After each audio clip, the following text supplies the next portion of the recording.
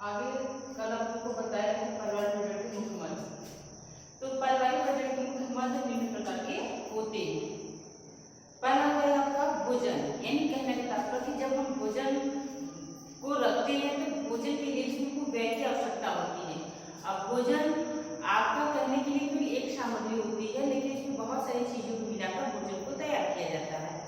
तो भोजन यानी बजट में आपका भोजन का मुख्य महत्व माना जाता है, इसलिए जब भी हम लोग बजट बनाते हैं भोजन को प्रमुखता दी जाती है।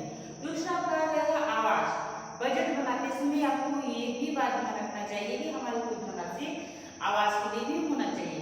यदि आवास का खुद का होता है तो बजट बनाने की आवश्यकता नहीं होती है, किंतु यदि हम किराए के मकान पर रहते हैं तो प्रति माह आपको किराया देना पड़ता है, इसलिए हमको बजट की आवश्यकता पड़ती है, यानी आवास पे भी हमको खर्चा करना पड़ता है।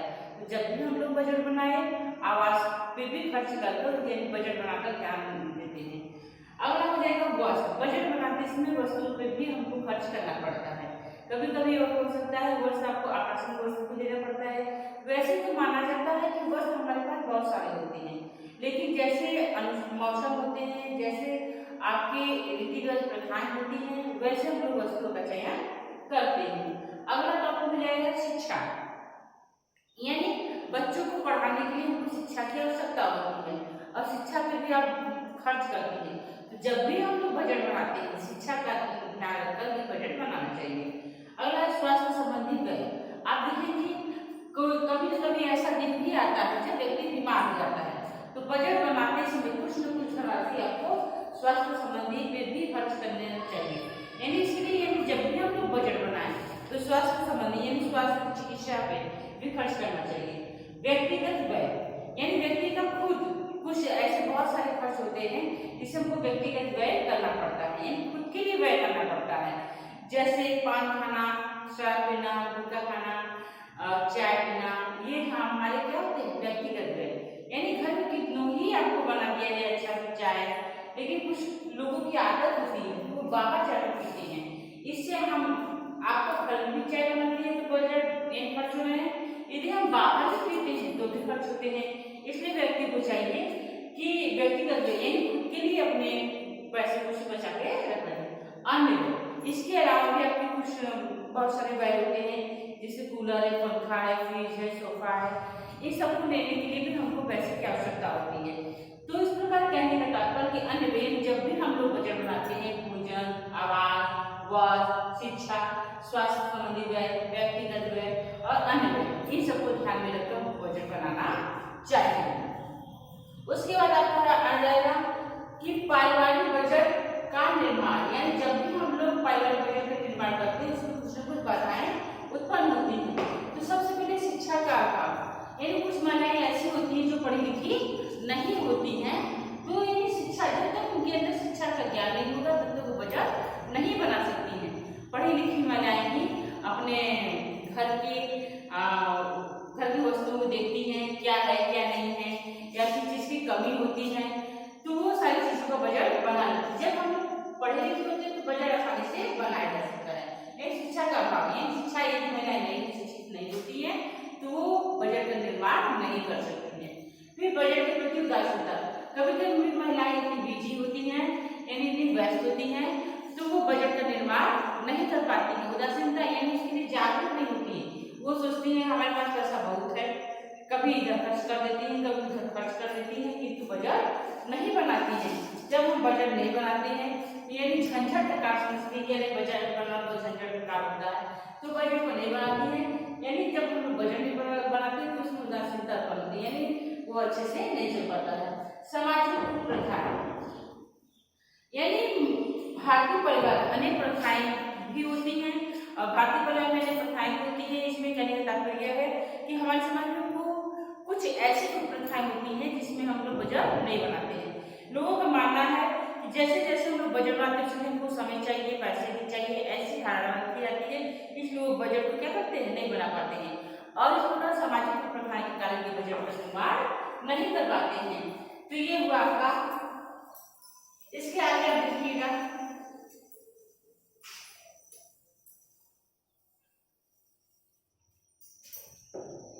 इसके आप देखेंगे एंट्री का नियम,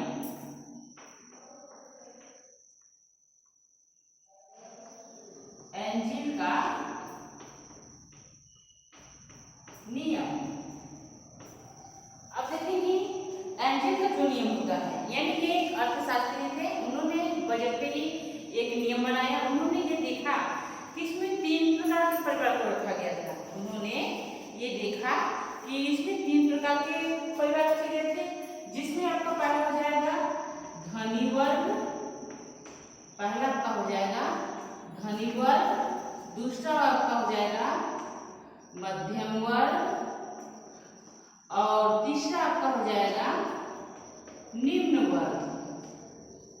निम्न वर्ग यानी एनजी का जो नियम होता है वो 3 भागों में विभाजित होता है, धनी वर्ग, मध्यम वर्ग और निम्न वर्ग।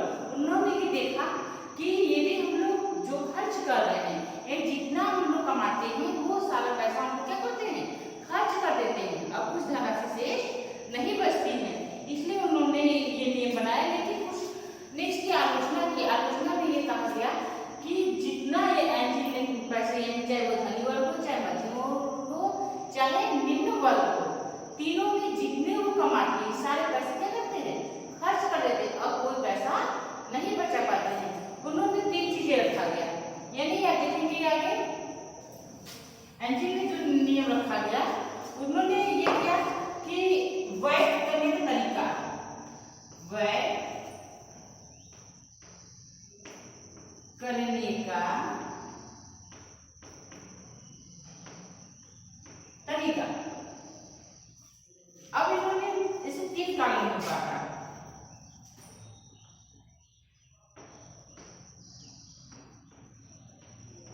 उच्च वर्ग,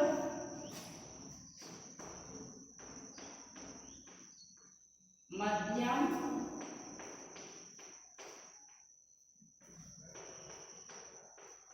निम्न वर्ग। अब देखिए जो एनजी का नियम है उसे उन्होंने 3 भागों में काटा था। एक व्यय करने का तरीका, यानी हम लोग किस पे खर्च करते हैं। दूसरा रहेगा उच्च वर्ग, आगे होगा मध्यम और निम्न वर्ग। अब देखिए व्यय करने का तरीका, जो व्यय करने का तरीका होता है, सबसे पहला टॉपिक आपका हो जाएगा भोजन, यानी सबसे पहला आपका हो जाएगा भोजन।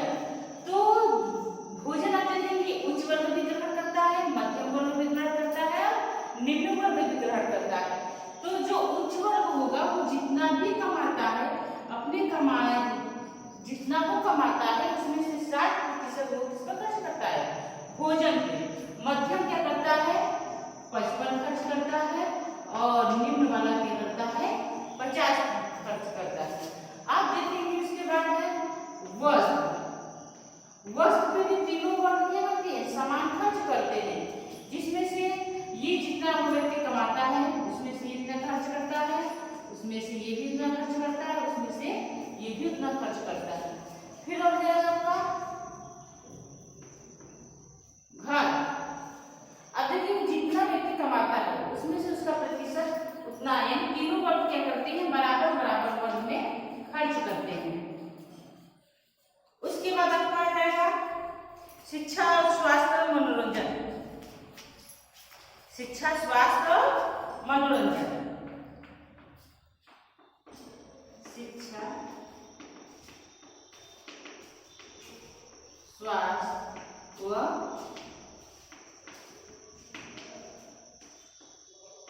मनोरंजन। इसमें भी तीनों वर्ग क्या करते हैं कि अपने जितना भी वो कमाते हैं उसमें से सब क्या करते हैं, अलग अलग खर्च करते हैं।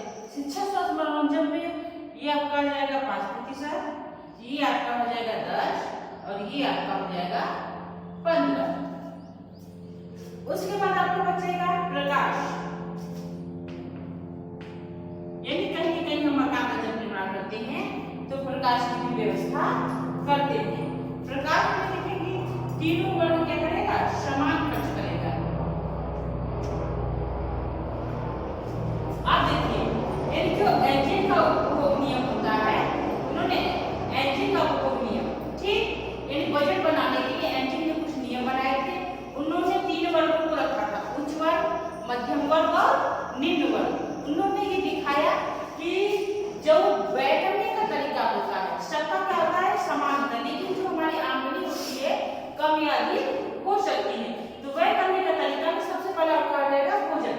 भोजन उच्च वर्ग जितना वो व्यक्ति पैसा कमाता है उसका 60% भोजन पर खर्च करता है, मध्यम वाला 55% करता है और निम्न वाला 50% खर्च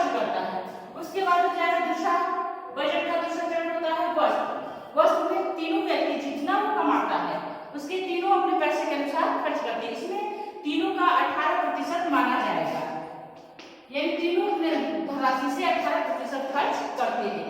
अगला हो जाएगा घर या आवास। घर में भी जितनी जिसकी हैसियत होती है उसी के अनुसार वो अपने आय में से 12% उच्च वाला भी खर्च करता है, मध्यम वाला भी 12% खर्च करता है और निम्न वाला भी 12% खर्च करता है। अगला टॉपिक आ जाएगा शिक्षा, स्वास्थ्य और मनोरंजन। उच्च आय वर्ग वाले शिक्षा, स्वास्थ्य और मनोरंजन पे अधिक खर्च करते हैं। उच्च आय वर्ग वाले शिक्षा, स्वास्थ्य पे अधिक खर्च करते हैं। ये आपका हो जाएगा 15%, यानी वो अपने बच्चे को अच्छे कॉलेज स्कूल में डालते हैं। दूसरा आपका जाएगा मध्यम वाला। ये आपका मध्यम वाला यानी अपनी जितनी कमाता है उसके अनुसार वो खर्च करता है। और तीसरा आ जाएगा निम्न वाला। निम्न वाला अपने आय में से बहुत कम खर्च करता है जिससे कि वो भोजन के लिए ही जुटा पाता है। उसके बाद है प्रकाश। उच्च आय वर्ग का मकान कितना ही बड़ा होता है, प्रकाश की व्यवस्था समान होती है, मध्यम वाला भी समान करता है और निम्न वाला भी समान करता है। इससे आप देखेंगे कि सबका जितना व्यक्ति कमा रहा है 100% सबका आएगा। इससे क्या होता है कि जितना वो कमा रहा है सारे पैसे आप देखिए एनजी का जो दो नियम यानी तीनों वर्गों को जोड़ के देखा जाएगा तो सबका 100% आएगा। आप देखेंगे उच्च वाला भोजन पे 50%, वस्त्र पे 18%, घर यानी आवास पे 12%, शिक्षा, स्वास्थ्य और मनोरंजन पे 15% और प्रकाश पे 5%। इस प्रकार इसका योग देखा जाएगा 100% माना जाएगा। उसी प्रकार मध्यम भी है, मध्यम को भी काउंट करके देखा जाएगा तो 100% आता है और निम्न वाला भी ऐसे ही है।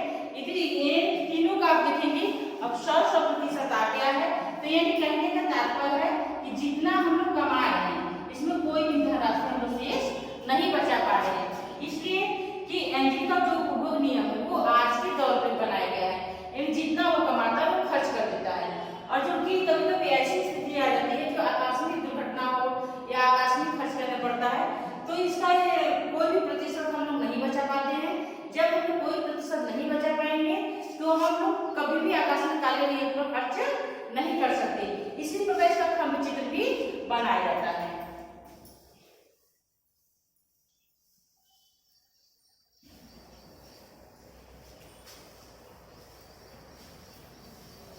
अब देखेंगे एनजी कुछ लोग इसकी क्या की है, आलोचनाएं की हैं।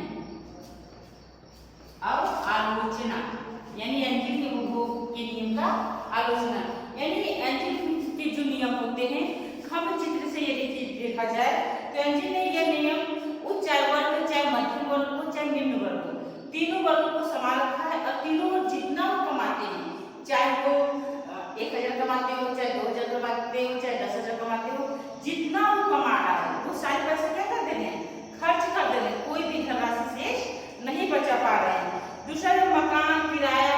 ये मकान की किराया में तीनों वर्ग क्या करते हैं समान खर्च करते हैं, इसमें भी कोई वर्ग कोई भी पैसे नहीं बचा पा रहे हैं। तीसरा हो जाएगा एनजी ने उच्च वर्ग परिवार में महत्व अधिक दिया है क्योंकि जब आय अधिक होता है तो हम लोग खर्च भी अधिक करते हैं, यदि आय कम होता है तो हम लोग खर्च भी कम करते हैं। चौथा जगह एनजी के सिद्धांत के अनुसार परिवार के लिए ये बजट अच्छा नहीं माना जाता है तो बजट बनाते समय ध्यान रखने योग्य बातें। अगली टॉपिक आपकी हो जाएगी बजट बनाते समय ध्यान रखने योग्य बातें। बजट बनाते समय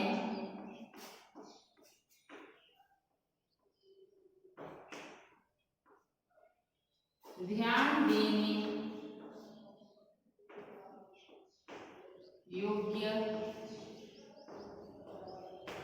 बातें, यानी बजट बनाते समय ध्यान देने योग्य बातें।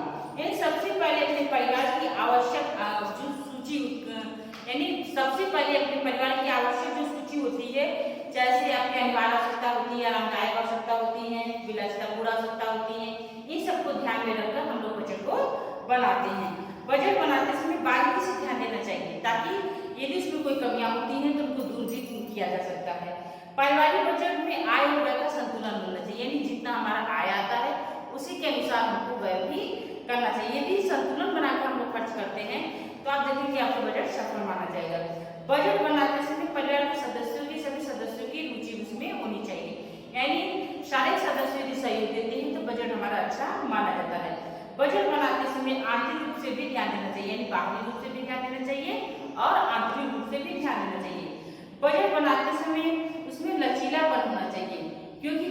हम बजट बनाते हैं बहुत कठोरता से बनाएंगे तो वो बजट सफल नहीं माना जाता है। इसलिए बजट जब भी बनाते हैं उसमें लचीलापन होना चाहिए।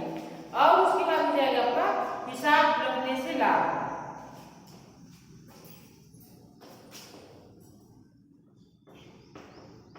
हिसाब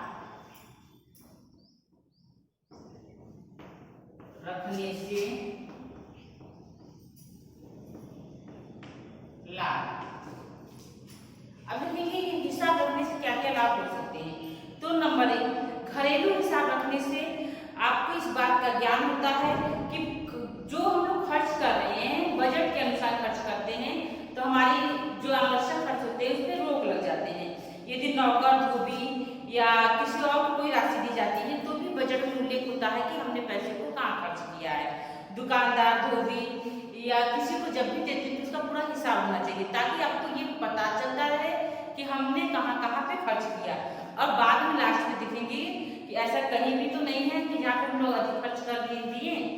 हिसाब रखने की आदत से व्यक्ति के अनावश्यक खर्चों पर रोक लग जाती है। हिसाब न रखने से बहुत ज्यादा खर्च हो जाता है जिससे हमको पता भी नहीं चलता है कि हमने कितना खर्च किया। इसलिए व्यक्ति को हमेशा हिसाब रखना चाहिए। हिसाब के आधार पर भविष्य भी टिकी होती है क्योंकि जब भी हम लोग हिसाब करके खर्च करते हैं आपको ये पता चल जाएगा कि आपने किस पर खर्च किया है और कहाँ खर्च किया है। और उसके बाद आपका आ जाएगा दैनिक हिसाब, यानी दैनिक मीन्स रोज का हिसाब।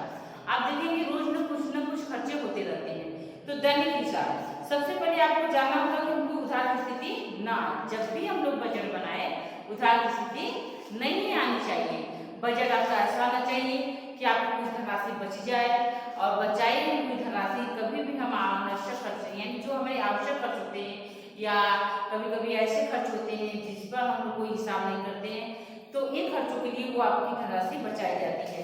इसके अलावा दैनिक हिसाब रखने से ये भी लाभ होता है कि आपने कहाँ खर्च किया, कैसे खर्च किया, कितना खर्च हुआ। ऐसे प्रतिदिन का यदि आप हिसाब रखेंगे तो आपको लगेगा एक माह तक का जब काउंट करेंगे तो जितना आप लोग धनराशि खर्च करती है उतना आपको पता चल जाएगा कि हमने कितना खर्च किया। हमेशा व्यक्ति को दैनिक, साप्ताहिक, मासिक और वार्षिक बजट का ध्यान रखना चाहिए। तो इस प्रकार आप देखेंगे कि जब भी हम लोग बजट बनाते हैं तो बजट बनाते समय ये सारी चीजें ध्यान रखी जाती हैं। और साथ में साथ आपका नोट्स भी आपको अगले टर्म में भेज दिया जाएगा। आप नोट्स को भी तैयार करते रहेंगे और साथ में वीडियो भी देखती रहेंगी। यदि कोई समस्याएं होती है तो आप इसके बारे में पूछ सकती हैं।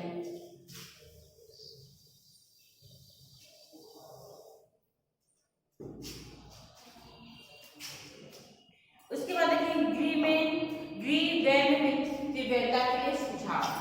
अगली टॉपिक हो जाएगी गृह व्यय